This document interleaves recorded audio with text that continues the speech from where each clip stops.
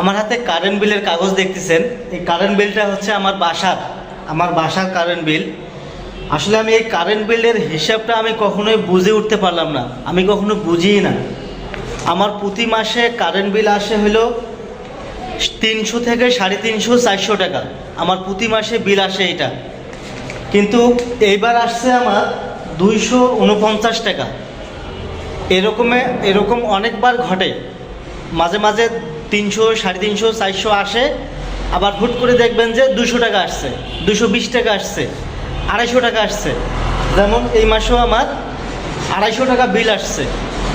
তো আমি 12 মাস তো একই কারেন্ট খরচ করি, একই সব কিছু। আমার একটা ছোট ফ্রিজ আছে, একটা মোটর, আর এই লাইট আর ফ্যান।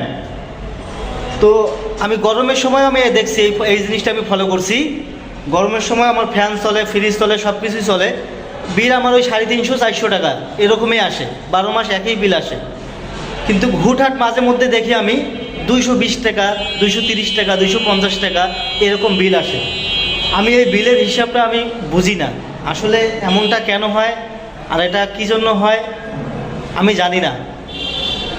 আপনারা কি বলতে পারবেন আসলে এটা কেন হয় এরকম? এই মাসে আমার 250 টাকা বিল আসছে।